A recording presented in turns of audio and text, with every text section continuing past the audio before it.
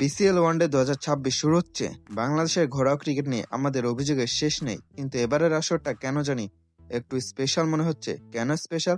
কারণ সামনেই 2027 ওয়ানডে বিশ্বকাপ, আর তার প্রাক প্রস্তুতি শুরু হচ্ছে এখান থেকে। মার্চে পাকিস্তানের সাথে মেগা সিরিজ।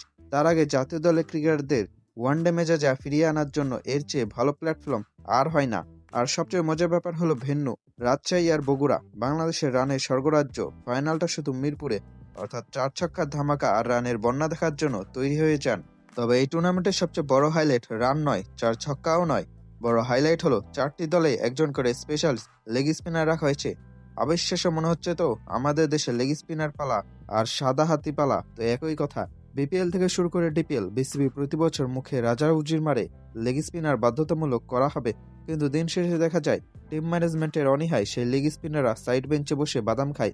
এবারের বিপিএলও মাত্র দুটো টিমে দেশীয় লেগেছিল, অথচ এই বিসিএল অন্তত কাগজে কলমে চার দলেই লেগ স্পিনার রাখা হয়েছে।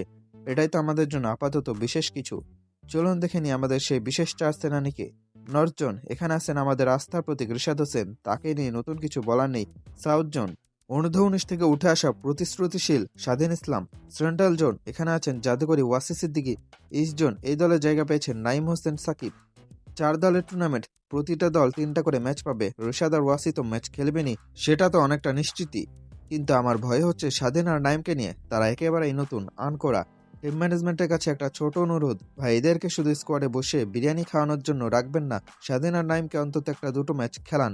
ঘরোয়া টুর্নামেন্টে যদি এদের নার্চার না করা হয়, যদি গেম টাইম আর এক্সপোজার না দেওয়া হয়, তবে তারা শিখবে কোথায়? পরিবর্তনে শুধু লোক দেখানো ফেসবুক পোস্ট বা প্রেস রিলিজে হলে লাভ নেই। পরিবর্তনটা মাঠের একাদশে দেখতে চাই। বগুড়া রাজশাহী পাটা উইকেট লেগ স্পিনারদের লড়াই দেখাটা হবে দারুণ চ্যালেঞ্জিং। তারা মার খাবে, এটাই স্বাভাবিক, কিন্তু মার খেয়েও তারা যে শিখবে কিভাবে কামব্যাক করতে হয়। আশা করছি এবারের বিসিএল বাংলাদেশ লেগ স্পিন সংকটের ইতিহাসে নতুন একটা মোড় ঘটিয়ে দেবে। আপনাদের কি মনে হয় এই চারজন লেগ স্পিনার কি পর্যাপ্ত সুযোগ পাবেন, নাকি এবারও তারা কোটা পূরণ করতে ডাগ আউটে বসে থাকবেন?